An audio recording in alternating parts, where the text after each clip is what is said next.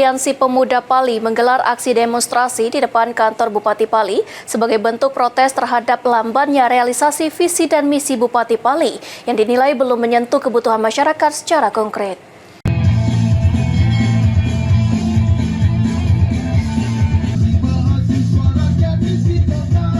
Puluhan pemuda Pali menggelar aksi demonstrasi di depan kantor Bupati membawa sejumlah spanduk dan poster berisikan tuntutan. Massa menyuarakan kekecewaan terhadap kinerja pemerintah Kabupaten Pali, khususnya dalam hal pembangunan infrastruktur, lapangan kerja untuk pemuda, serta transparansi program-program prioritas yang pernah dijanjikan saat kampanye. Menanggapi tuntutan massa, Wakil Bupati Pali Iwan Tuaji mengatakan aksi ini sangat mendukung serta bentuk kritis yang membangun, sehingga apabila terdapat kekurangan maupun kesalahan, pemerintahan dan OPD akan segera melakukan evaluasi. Jujur, kapan kamu tengok BG1P?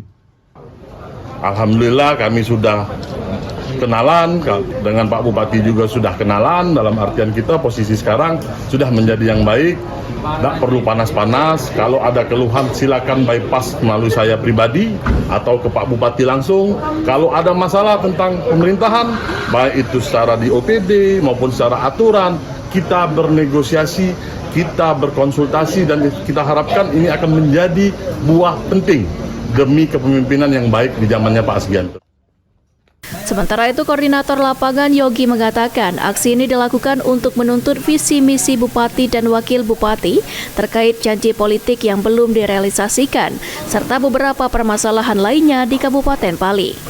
Yogi berharap agar kedepannya pemerintah Pali cepat untuk mengatasi permasalahan di Kabupaten Pali.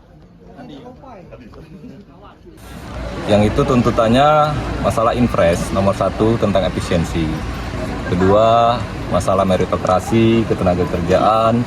Ketiga, masalah janji politik yang untuk dituntut segera ditunaikan, artinya.